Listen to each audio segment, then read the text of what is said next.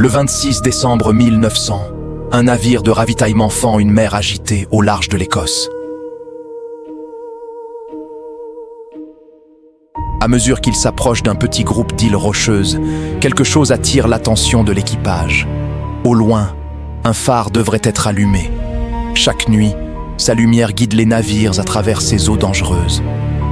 Mais ce soir-là, il n'y a rien. Pas de faisceau, pas de clignotement, juste l'obscurité. Quand le navire accoste enfin, un malaise s'installe immédiatement. La porte du phare est fermée. À l'intérieur, les lits sont défaits. Une chaise est renversée. Et surtout, les 3 hommes chargés de maintenir la lumière allumée ont disparu, sans laisser la moindre trace. Ce que les enquêteurs vont découvrir dans ce phare ne devait, selon toute logique, jamais arriver. Nous sommes sur les îles Flannan, un archipel perdu dans l'Atlantique Nord, à plus de 30 km des côtes écossaises.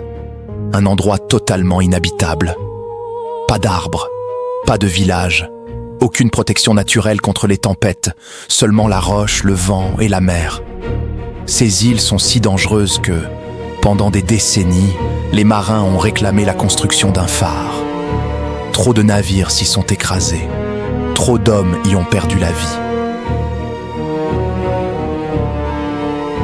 Finalement, en 1899, un phare est érigé sur l'île principale. Une tour massive, solide, censée résister aux pires tempêtes. Pour le faire fonctionner, 3 gardiens sont affectés en permanence. Ils se relaient, isolés du monde, parfois pendant des semaines. Leur mission est simple, maintenir la lumière allumée, jour et nuit, quoi qu'il arrive.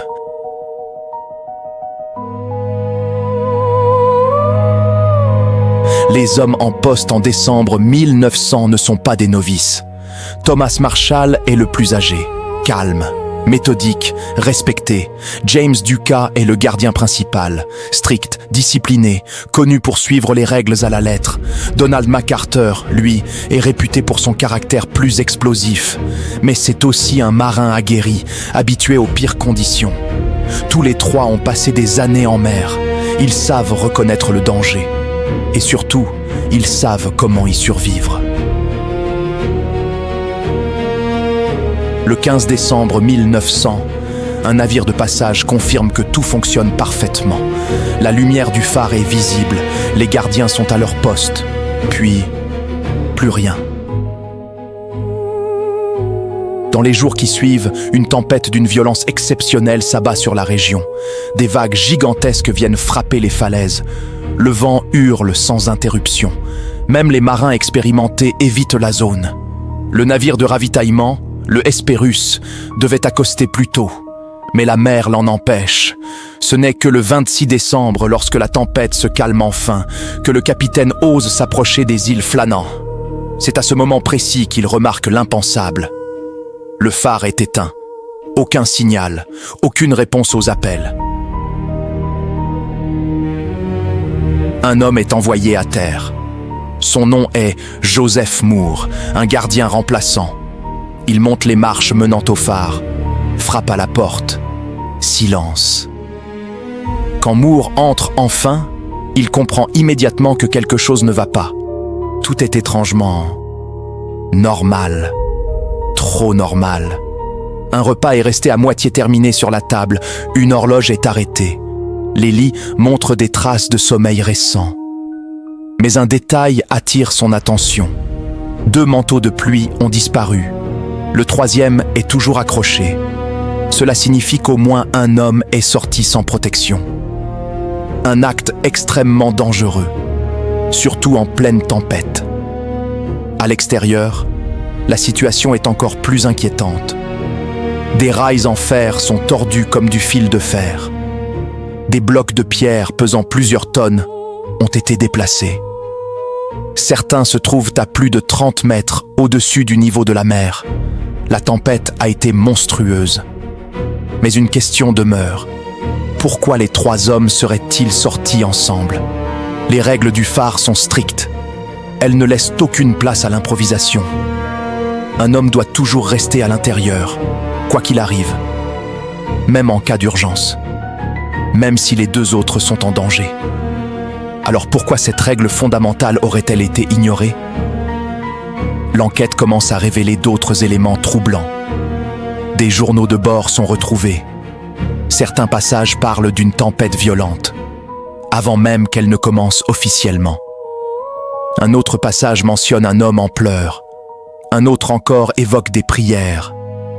Ces écrits ne correspondent pas au profil des gardiens, des hommes décrits comme rationnels, solides, mentalement stables.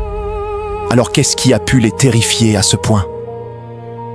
La version officielle privilégie une explication rationnelle. 2 hommes seraient sortis pour sécuriser du matériel.